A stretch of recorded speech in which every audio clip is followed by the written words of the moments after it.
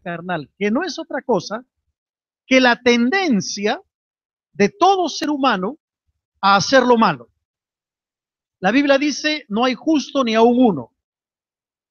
Todos nacemos con tendencia a lo malo, con tendencia a la desobediencia y con el impulso para pecar. Eso es evidente. Es la naturaleza carnal con la que hemos nacido. Todo ser humano, desde que nace, nace con esa tendencia. El apóstol Pablo, el gran apóstol Pablo, no fue ajeno a esa situación. Tú te acordarás cuando en el libro de Romanos, en el capítulo 7, él va a decir, porque no hago el bien que quiero, sino el mal que no quiero, eso hago. Y si hago lo que no quiero, ya no lo hago yo, sino el pecado que mora en mí. Así que queriendo yo hacer el bien, hallo esta ley, el mal está en mí. Porque según el hombre interior, dice Pablo, me deleito en la ley de Dios. Pero veo otra ley en mis miembros que se revela contra la ley de mi mente y que me lleva cautivo a la ley del pecado que está en mis miembros. Eso lo dijo el gran apóstol Pablo. El bien que quiero, no lo hago, sino el mal que no quiero, justamente eso hago. ¿Te identificas tú con esas palabras? ¿Te ha pasado alguna vez? A mí me ha pasado muchas veces. He querido hacer el bien y en vez de hacer el bien, he desobedecido al Señor. Y el mal que no quiero hacer, a veces he caído en falta delante del Señor. Ahora, ojo que estamos hablando aquí del gran apóstol Pablo. Un hombre que Dios usó tremendamente, que escribió cartas muy hermosas en el Nuevo Testamento, pero que tenía también sus luchas espirituales como tú y como yo, y que luchaba con su carnalidad. En este viaje tuvimos la oportunidad de visitar Roma. Y en Roma pudimos ir a la tumba, perdón, a la prisión donde estuvo el apóstol Pablo y el apóstol Pedro. Se llama la prisión Mamertina. Es un lugar histórico donde está comprobado que efectivamente ahí estuvieron Pablo y Pedro sus últimos años en el tiempo de la persecución de la iglesia cristiana. Uno tiene una sensación muy especial cuando está parado frente a la prisión mamertina, cuya foto ustedes la tienen ahí en pantalla. Porque en ese momento yo pensaba y decía, aquí estuvo un gran hombre de Dios. Pero ¿sabes qué? Finalmente era un otro. Un hombre como tú y como yo, con sus luchas internas, con sus pecados a cuestas y con una naturaleza carnal. Hay otro personaje en la Biblia que es Jacob, que también luchó con su carnalidad. La historia la encontramos en el libro de Génesis, en el capítulo 25 en adelante. Es interesante que casi el 25% del libro del Génesis está enfocado en la vida de Jacob. Es decir, un cuarto del libro de Génesis está enfocado en la vida de Jacob. ¿Quién era Jacob? La historia tú la conoces, ¿verdad? Jacob era el nieto de Abraham, su padre se llamaba Isaac. Su nacimiento, por demás extraño, 25 de Génesis, a partir del versículo, mira lo que dice la palabra del Señor. Son los descendientes de Isaac, hijo de Abraham. Abraham engendró a Isaac. Era Isaac de 40 años cuando tomó por mujer a Rebeca, hija de Betuel, arameo de Padam Aram, hermana de Labán, arameo. Lloró Isaac a Jehová por su mujer que era estéril, y lo aceptó el Señor, y concibió Rebeca, su mujer. Y los hijos luchaban dentro de ella, y dijo, si es así, ¿para qué vivo yo? Y fue a consultar a Jehová, y el Señor le respondió, dos naciones hay en tu seno, y dos pueblos serán divididos desde tus entrañas. El un pueblo será más fuerte que el otro pueblo, y el mayor servirá al menor. Dieron sus días para dar a luz, he aquí había gemelos en su vientre. Y salió el primero rubio, y era todo velludo como una pelliza de Esaú. Después salió su hermano, su mano al calcañar de Esaú, nombre Jacob. De edad de 60 años, los dio a luz. Nos cuenta la historia que Jacob y de Esaú, Rebeca, estaba encinta. Habían ahí dos niños que estaban peleando desde el vientre. Y el primero en nacer es Esaú. Y luego entonces nace Jacob, dice la Biblia, tomado del talón de su hermano gemelo. El nombre Jacob significa el que se agarra en primer lugar. Tiene sentido. Pero posteriormente, ese nombre va a ser cambiado a suplantador. Y vamos a ver luego por qué, en razón de las raíces idiomáticas del idioma hebreo. Lo cierto es que Jacob fue escogido por Dios para preservar la simiente que Dios había prometido, pero también para heredar la tierra prometida. Jacob tenía una gran misión que cumplir de parte del Señor. Ahora, a veces nosotros pensamos que los grandes hombres de Dios que tienen una misión por cumplir son casi semidioses. Déjame decirte que Jacob, así como el apóstol Pablo, era como uno de nosotros, con sus luchas, con sus problemas, con su naturaleza carnal. Es cierto que Jacob fue elegido por Dios. Era nada menos que el nieto, el personaje quizá más representativo de la cultura judía, común y corriente como nosotros. Entonces vamos a encontrar a Jacob débil espiritualmente. ¿Te has sentido alguna vez débil espiritualmente? Vamos a Jacob en algún momento.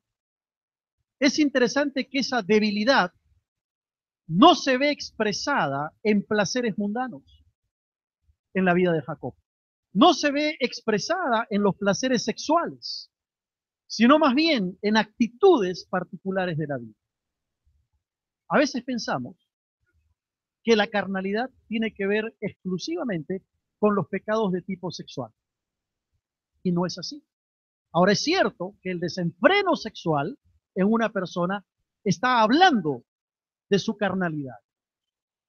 Pero tal como veremos en la historia, la carnalidad en la vida de Jacob toma unas aristas diferentes, toma unas perspectivas distintas que no tienen nada que ver con un problema sexual en la vida de Jacob. Por ejemplo, Jacob creía con mucha frecuencia que él podía hacer las cosas sin la ayuda de Dios. Él pensaba que podía hacer las cosas sin considerar a Dios. Esa es una actitud carnal. Y Jacob experimentaba ese tipo de actitudes. De hecho, la historia que refleja mejor esta situación, 25 de Génesis, a partir del versículo 29, porque es una historia muy interesante. Por favor, mientras voy leyendo. Dice el versículo 29 de Génesis 25. Y guisó Jacob un potaje, y volviendo Esaú del campo, cansado, dijo a Jacob, te ruego que me des a comer de ese guiso rojo, pues estoy muy cansado. Por tanto, fue llamado su nombre Edom. Y Jacob respondió, véndeme en este día tu primogenitura. Entonces dijo Esaú, he aquí yo me voy a morir, ¿para qué pues me servirá la primogenitura? Y dijo Jacob, júramelo en este día, y él le juró, y vendió a Jacob su primogenitura. Entonces Jacob dio a Esaú pan y del guisado de las lentejas, y él comió y bebió, y se levantó y se fue. Así menospreció Esaú la primogenitura. Qué interesante la historia que aparece en este capítulo del libro de Génesis. Uno podría decir, Esaú está preocupado por las cosas materiales, Jacob se preocupa más por las cosas espirituales. ¿Cómo es que Jacob preocupándose por las cosas espirituales, va a mostrar carnalidad. Había una apariencia de espiritualidad en la vida de Jesús. ¿Cómo se desarrolla esta historia? Dice la Biblia que Jacob había guisado un potaje. Parece que Jacob era chef, ¿no? Se había puesto a cocinar ahí un potaje que más adelante leemos, dice que era un guiso rojo, pero luego dice que era las lentejas. ¿A cuánto le gustan las lentejas? ¿No? Lunes de lentejas, ¿no? Así es. Mañana todos a comer lentejas. Pero tiene sentido, porque ahora que estuvimos en la zona del Oriente, ¿no? Turquía, Asia, las lentejas son muy comunes. ¿Te acuerdas, Pastor Alejandro, la sopa de lentejas que había ahí en el retiro de misioneros? Es muy común comer las lentejas. Entonces tiene sentido. Ahora, estaba cocinando Jacob estas lentejas. Y dice que Saúl se había ido al campo, pero regresó del campo cansado, agotado. Seguramente había tenido una jornada muy dura y llegó con hambre. Y le dice a Jacob, dame de ese plato de lentejas. Jacob, que era muy vivo, aparentemente, y que creía que podía tomar ventaja sobre Dios, le dice, ok, te voy a dar ese plato de lentejas, pero tú primero me das tu primogenitura. ¿Qué cosa era la primogenitura? Tenemos que entender. En la antigüedad, el primer hijo que nacía recibía doble bendición de parte del padre y de la familia. Si había un terreno, si había una propiedad, al hijo mayor le tocaba una doble porción. ¿Quién era el hijo mayor? Esaú. Él había nacido primero, aunque eran gemelos, Esaú había nacido primero. Y Jacob se había agarrado del talón de su hermano para salir. En medio del pueblo hebreo, el primogénito era muy considerado.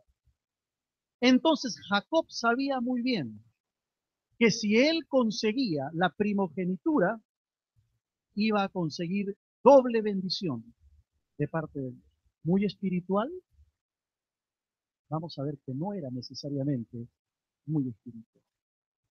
En el tiempo en que Jacob y Esaú ya estaban en el vientre de Rebeca, dice la Biblia, ya estaban peleando entre ellos. Y va a decir la escritura a manera de profecía, dos naciones hay en tu seno, le va a decir el Señor a Rebeca. Dos pueblos serán divididos desde tus entrañas. Un pueblo será más fuerte que el otro pueblo y el mayor servirá al menor. ¿De qué está hablando? De las consecuencias que hasta el día de hoy vemos en la cultura árabe y la cultura judía. Ya había una rivalidad desde el vientre de Rebeca. Ahora nace primero Esaú, físicamente, humanamente, es el primogénito. Sin embargo, Jacob va a hacer todo lo posible para conseguir esa primogenitura. Y en la búsqueda de esa primogenitura que aparenta mucha espiritualidad, se va a manifestar la carnalidad de Jacob. ¿Cómo se manifiesta esa carnalidad? En primer lugar, con una autosuficiencia. Está adelantado el PowerPoint, por favor, si pueden retrocederlo un poquito ahí. Eso no va ahí. Parece que no está saliendo los tres aspectos de la carnalidad. Salieron en el primer y segundo culto. No quiere salir ahora. No sé si es porque algún carnal ha hecho algo en el PowerPoint. Espero que no. Pero la primera manifestación de la carnalidad en la vida de Jacob, su autosuficiencia. Pueden anotarlo en su bosquejo mientras me van arreglando quizá el pequeño. La autosuficiencia. Jacob fue el designado por Dios. Dios tenía un plan perfecto para Jacob. Habían promesas de Dios que se iban a cumplir en la vida de Jacob y que iba a dar continuidad a la descendencia. Pero vemos en el pasaje que Jacob empieza a actuar de manera autosuficiente. Se adelanta a los planes de Dios. ¿Para qué? Para garantizar su primogenitura. Yo voy a robar esa primogenitura. Voy a adelantarme a Dios, voy a darle una manito a Dios. para que la bendición recaiga sobre él. El problema de Jacob fue que no supo esperar en el tiempo de Dios. No supo esperar a la voluntad de Dios en su vida. Y lo que Jacob hace es manipular a su hermano Esaú sin saber las consecuencias terribles que traería para el futuro y para el día de hoy inclusive. La autosuficiencia o el orgullo, como querramos llamarlo, es uno de los pecados más graves y más serios.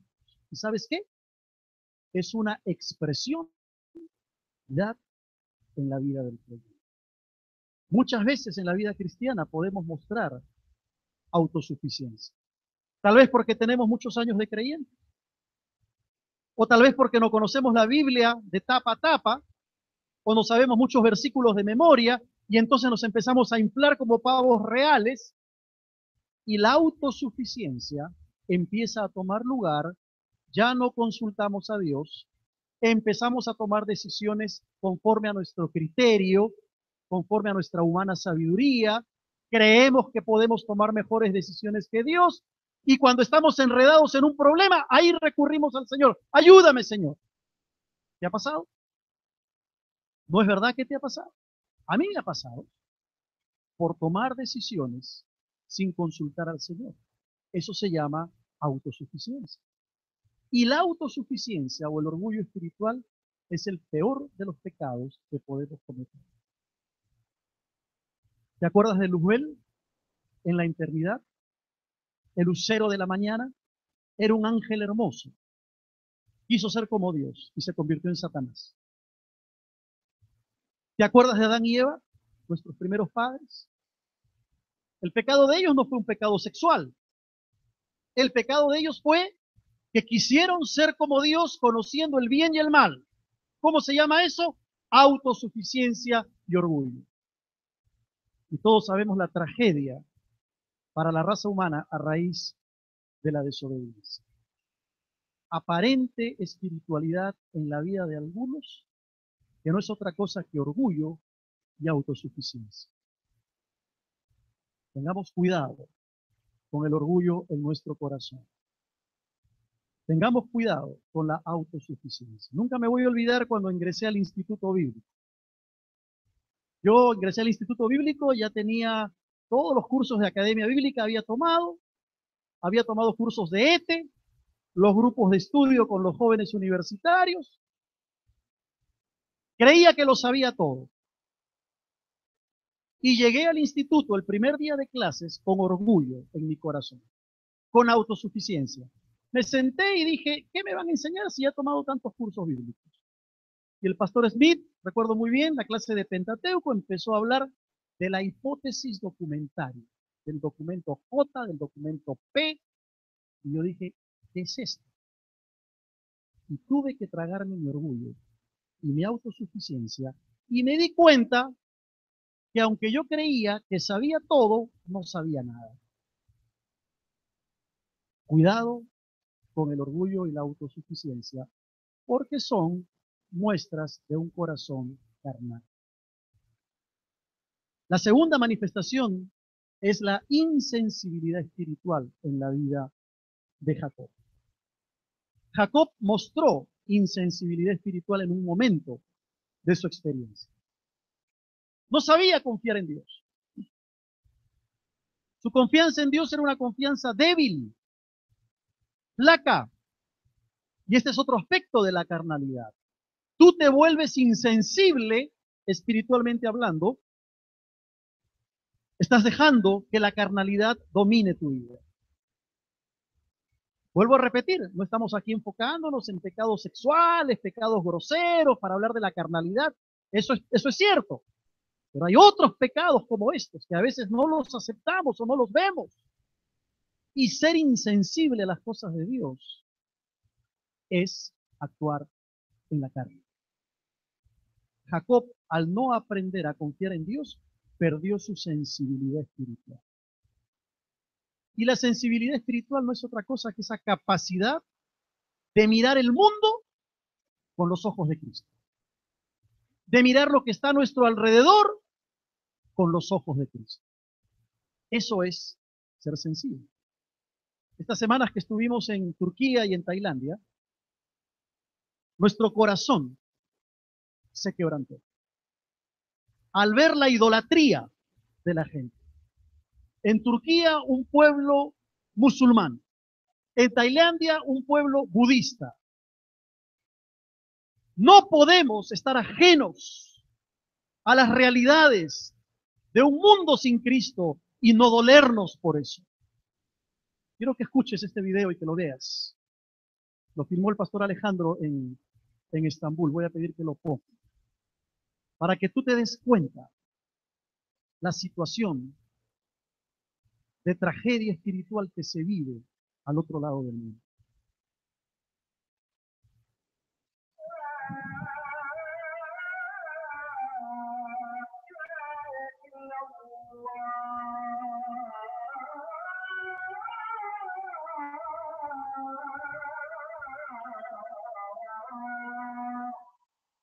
¿Tú sabes lo que es eso?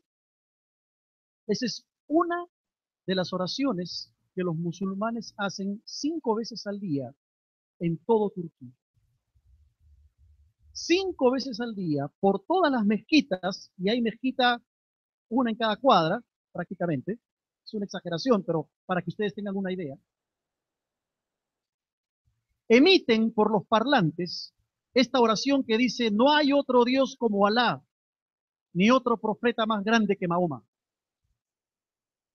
¿Cómo no se quebranta nuestro corazón al ver a la gente pensando y creyendo que porque se visten de esta manera las mujeres son más santas, siendo engañadas y no teniendo la oportunidad de escuchar de un Dios que es amor y que ha entregado a su Hijo para darle salvación? Caminar por las calles de Bangkok y ver estas imágenes de Buda donde la gente descalza, de rodillas, con incienso en la mano, adoran a estas imágenes. No podemos perder esa sensibilidad espiritual. La pérdida de la sensibilidad espiritual es carnalidad. ¿Cuándo fue la última vez que tu corazón se desgarró por el pecado de la idolatría en medio nuestro? No tienes que ir al otro lado del mundo para darte cuenta. ¿Cuándo fue la última vez que fuiste sensible a la voz de Dios, a escuchar lo que Dios tenía para ti y obedeciste?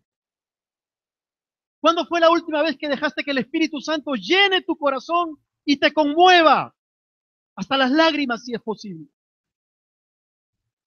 Si llegaste temprano al culto esta mañana, habrás gozado de un precioso tiempo de adoración y alabanza al Señor. Si llegaste tarde, lo perdiste. Y te habrás dado cuenta que hemos hecho un cambio del formato de nuestros cultos a partir de hoy, porque queremos tener más tiempo de adoración al Señor. Queremos pasar más tiempo en nuestro culto alabando el nombre del Señor.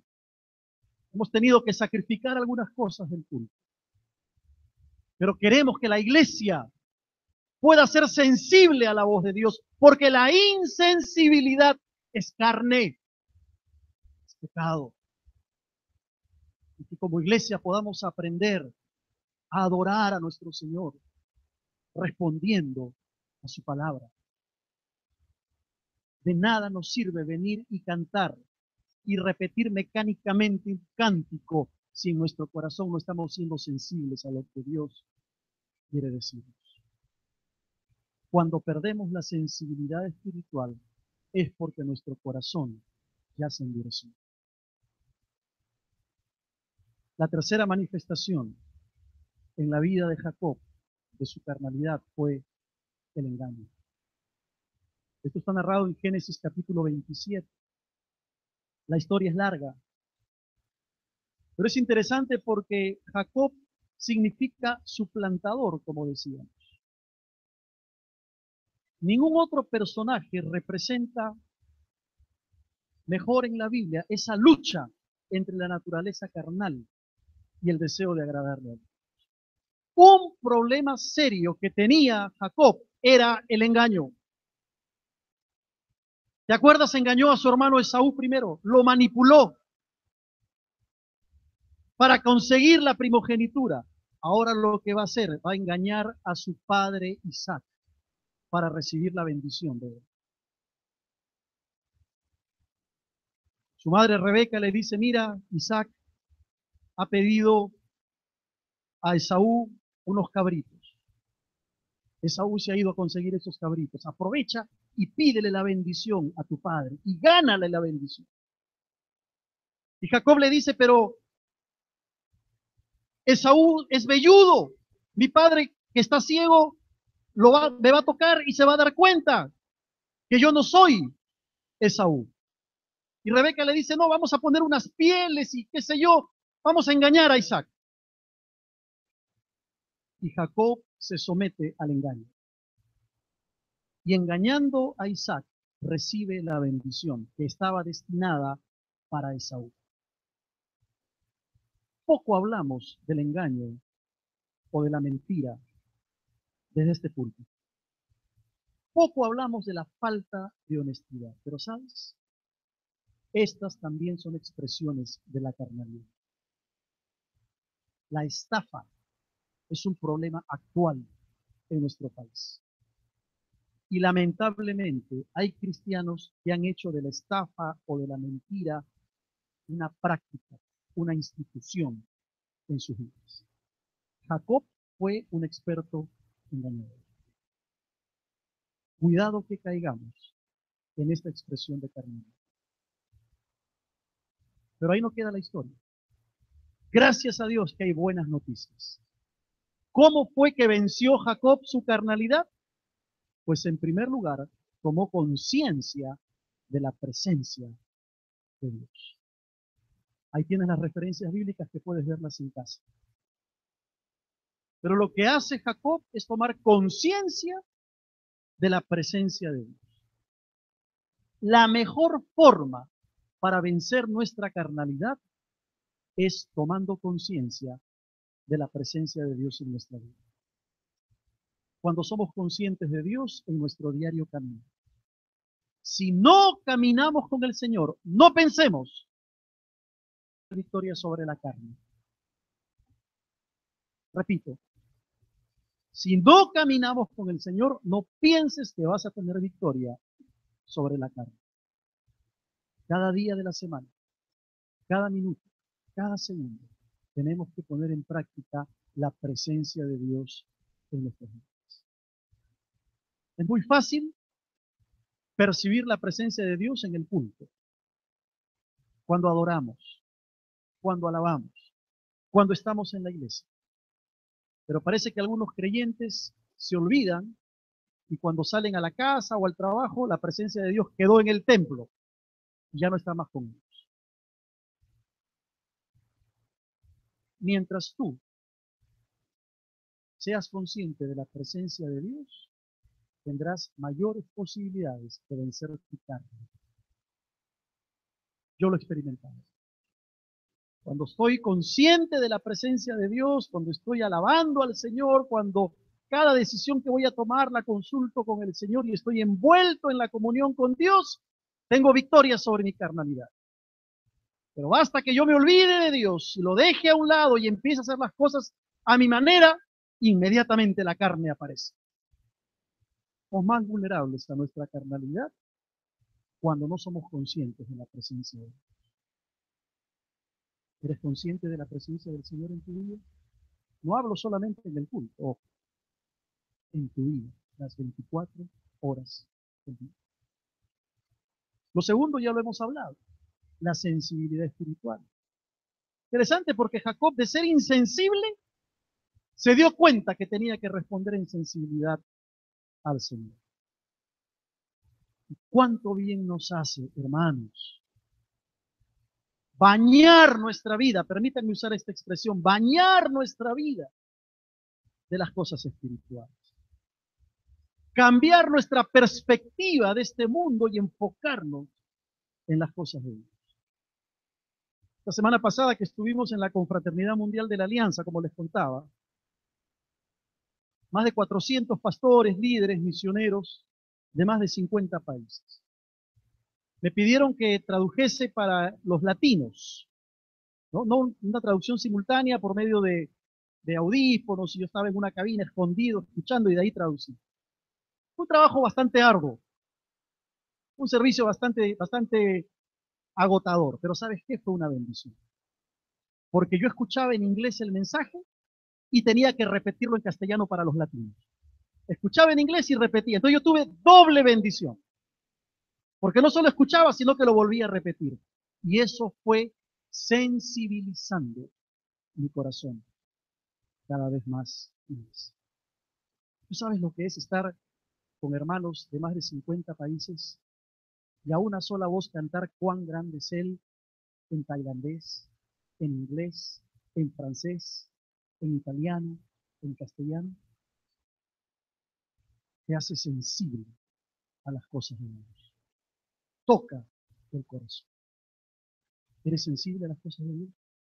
Puedes gozarte al ver, casi digo un cielo estrellado, pero aquí no hay estrellas, ¿no? Pero gozarte al ver una luna hermosa, un sol radiante, y decirle, Señor, gracias porque esta es tu creación.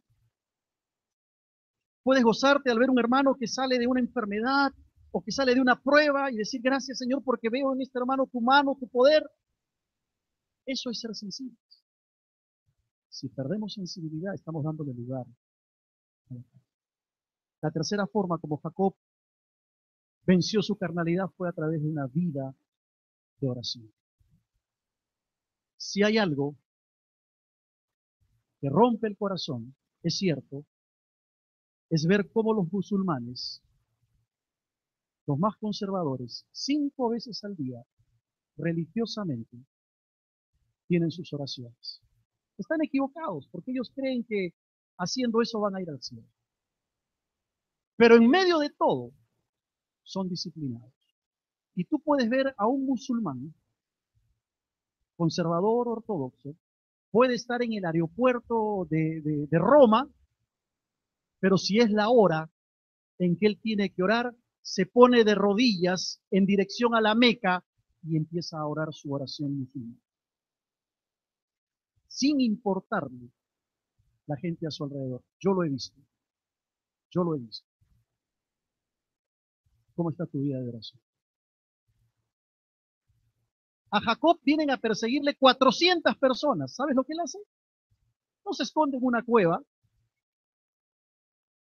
no se basa en su experiencia o sabiduría para vencer a esos hombres, no usa estrategias que son buenas, se pone a orar, se pone a orar y busca a Dios en oración.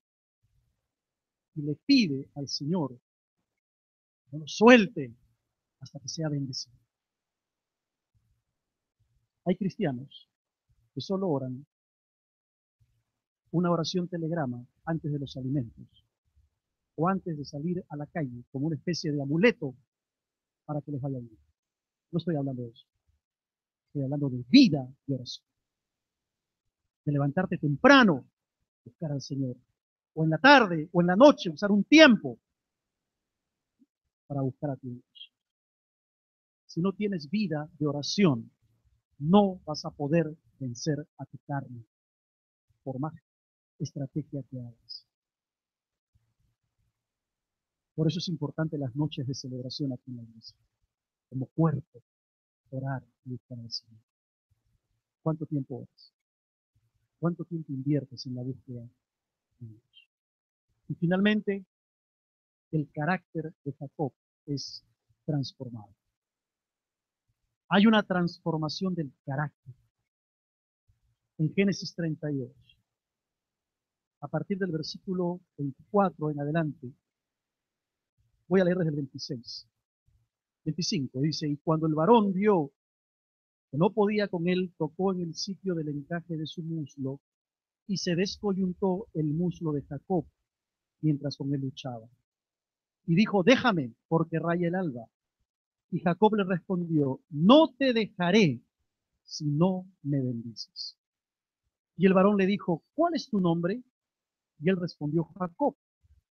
Y el varón le dijo, no se dirá más tu nombre Jacob, sino Israel, porque has luchado con Dios y con los hombres y has vencido. Y todos sabemos que en la Biblia el cambio del nombre significa cambio de carácter. ¿Te acuerdas? Simón se convierte en Pedro. Saulo se convierte en Pablo. Jacob ahora se va a convertir en Israel. Y todos sabemos quién es Israel. Todos conocemos el nombre de Israel. Y Jacob, de ser un hombre que luchaba con su propia carnalidad, ahora se convierte en un instrumento que Dios tenía para él. ¿Por qué? Porque fue transformado. Porque su carácter fue transformado. Tú sabes que en la Biblia se habla mucho del nombre. En Apocalipsis 3 va a decir: al que venciere, yo le haré columna en el templo de mi Dios, y nunca más saldrá de allí. Y escribiré sobre él el nombre de Dios y el nombre de la ciudad de mi Dios, la nueva Jerusalén, la cual desciende del cielo de mi Dios, y mi nombre nuevo. ¿Sabes que tenemos un nombre nuevo en la eternidad? Si has entregado tu vida a Cristo, el Señor te ha dado un nombre nuevo. Apocalipsis 2 va a decir: el que tiene oído, oiga lo que el Espíritu dice a las iglesias. Al que venciere, daré a comer del maná escondido, y le daré una piedrecita blanca, y en la piedrecita escrito un nombre nuevo, el cual ninguno conoce, sino aquel que lo recibe. Esto habla de ese nuevo carácter, de ese nuevo ser. Y si no tienes a Cristo, tú puedes venir hoy al Señor y verás cómo Él puede darte un nuevo nombre, transformar tu vida, cambiarla completamente y experimentar la vida eterna. Querido hermano, ¿estás luchando con tu carne? Quizá la autosuficiencia, como hemos señalado, quizá el engaño, puede ser pensamientos, puede ser la insensibilidad espiritual, actitudes, palabras, gestos, tendencias. ¿Estás luchando con tu carne? ¿Te sientes débil? ¿Te sientes derrotado? Pues en primer lugar, debes saber que no estás solo en esta batalla. Porque en medio de tu lucha, el Señor se quiere levantar como un poderoso gigante para ayudar, para sacarte de tu carne. ¿Te acuerdas de Pablo cuando empezamos este mensaje?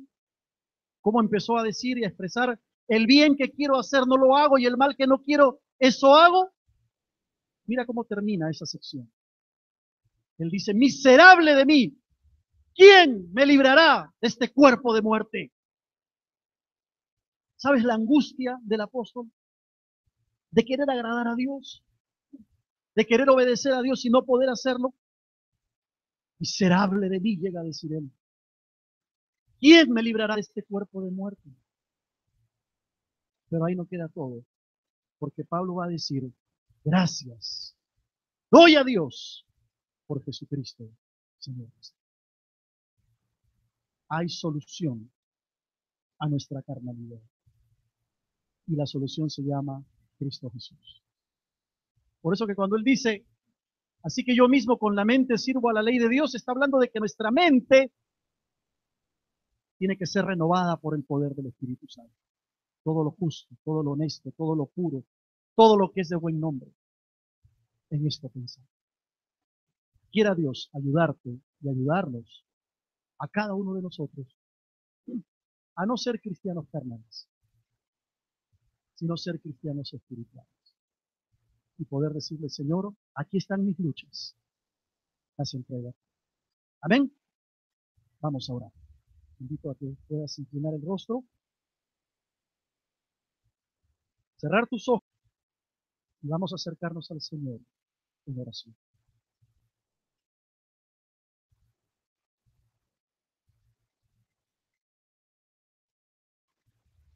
Y mientras estamos así orando delante carnal, que no es otra cosa que la tendencia de todo ser humano a hacer lo malo. La Biblia dice: no hay justo ni aún uno. Todos nacemos con tendencia a lo malo. con tendencia a la desobediencia y con el impulso para pecar. Eso es evidente. Es la naturaleza carnal con la que hemos nacido. Todo ser humano, desde que nace, nace con esa tendencia. El apóstol Pablo, el gran apóstol Pablo, no fue ajeno a esa situación. Tú te acordarás cuando en el libro de Romanos, en el capítulo 7, él va a decir, porque no hago el bien que quiero, sino el mal que no quiero, eso hago. Y si hago lo que no quiero, ya no lo hago yo, sino el pecado que mora en mí. Así que queriendo yo hacer el bien, hallo esta ley, el mal está en mí. Porque según el hombre interior, dice Pablo, me deleito en la ley de Dios. Pero veo otra ley en mis miembros que se revela contra la ley de mi mente y que me lleva cautivo a la ley del pecado que está en mis miembros. Eso lo dijo el gran apóstol Pablo. El bien que quiero, no lo hago, sino el mal que no quiero, justamente eso hago. ¿Te identificas tú con esas palabras? ¿Te ha pasado alguna vez? A mí me ha pasado muchas veces. He querido hacer el bien y en vez de hacer el bien, he desobedecido al Señor. Y el mal que no quiero hacer, a veces he caído en falta delante del Señor. Ahora, ojo que estamos hablando aquí del gran apóstol Pablo. Un hombre que Dios usó tremendamente, que escribió cartas muy hermosas en el Nuevo Testamento, pero que tenía también sus luchas espirituales como tú y como yo, y que luchaba con su carnalidad. En este viaje tuvimos la oportunidad de visitar Roma. Y en Roma pudimos ir a la tumba, perdón, a la prisión donde estuvo el apóstol Pablo y el apóstol Pedro. Se llama la prisión Mamertina. Es un lugar histórico donde está comprobado que efectivamente ahí estuvieron Pablo y Pedro sus últimos años en el tiempo de la persecución de la iglesia cristiana. Uno tiene una sensación muy especial cuando está parado frente a la prisión mamertina, cuya foto ustedes la tienen ahí en pantalla. Porque en ese momento yo pensaba y decía, aquí estuvo un gran hombre de Dios. Pero ¿sabes qué? Finalmente era un otro. Un hombre como tú y como yo, con sus luchas internas, con sus pecados a cuestas y con una naturaleza carnal. Pero también para heredar la tierra prometida. Jacob tenía una gran misión que cumplir de parte del Señor. Ahora, a veces nosotros pensamos que los grandes hombres de Dios que tienen una misión por cumplir son casi semidioses. Déjame decirte que Jacob, así como el apóstol Pablo, era como uno de nosotros, con sus luchas, con sus problemas, con su naturaleza carnal. Es cierto que Jacob fue elegido por Dios. Era nada menos que el nieto, el personaje quizá más representativo de la cultura judía, común y corriente como nosotros. Entonces vamos a encontrar a Jacob débil espiritualmente. ¿Te has sentido alguna vez débil espiritualmente? Vamos a Jacob en algún momento. Es interesante que esa debilidad no se ve expresada en placeres mundanos en la vida de Jacob. No se ve expresada en los placeres sexuales, sino más bien en actitudes particulares de la vida. A veces pensamos que la carnalidad tiene que ver exclusivamente con los pecados de tipo sexual. Y no es así. Ahora es cierto que el desenfreno sexual en una persona está hablando de su carnalidad. Dos pueblos serán divididos desde tus entrañas. El un pueblo será más fuerte que el otro pueblo y el mayor servirá al menor. Dieron sus días para dar a luz. He aquí había gemelos en su vientre. Y salió el primero rubio, y era todo velludo como una pelliza de Esaú. Después salió su hermano, su mano al calcañar de Esaú, nombre Jacob. De edad de 60 años, los dio a luz. Nos cuenta la historia que Jacob y de Esaú, Rebeca, estaba encinta. Habían ahí dos niños que estaban peleando desde el vientre. Y el primero en nacer es Esaú. Y luego entonces nace Jacob, dice la Biblia, tomado del talón de su hermano gemelo. El nombre Jacob significa el que se agarra en primer lugar. Tiene sentido. Pero posteriormente, ese nombre va a ser cambiado a suplantador. Y vamos a ver luego por qué, en razón de las raíces idiomáticas del idioma hebreo. Lo cierto es que Jacob fue escogido por Dios para preservar la simiente que Dios había prometido. Hay otro personaje en la Biblia que es Jacob, que también luchó con su carnalidad. La historia la encontramos en el libro de Génesis, en el capítulo 25 en adelante. Es interesante que casi el 25% del libro del Génesis está enfocado en la vida de Jacob. Es decir, un cuarto del libro de Génesis está enfocado en la vida de Jacob. ¿Quién era Jacob? La historia tú la conoces, ¿verdad? Jacob era el nieto de Abraham, su padre se llamaba Isaac. Su nacimiento, por demás extraño, 25 de Génesis, a partir del versículo, mira lo que dice la palabra del Señor. Son los descendientes de Isaac, hijo de Abraham. Abraham engendró a Isaac, y era Isaac de 40 años cuando tomó por mujer a Rebeca, hija de Betuel, arameo de Padam Aram, hermana de Labán, arameo. Lloró Isaac a Jehová por su mujer que era estéril, y lo aceptó el Señor, y concibió Rebeca, su mujer. Y los hijos luchaban dentro de ella, y dijo, si es así, ¿para qué vivo yo? Y fue a consultar a Jehová, y el Señor le respondió, dos naciones hay en tu seno,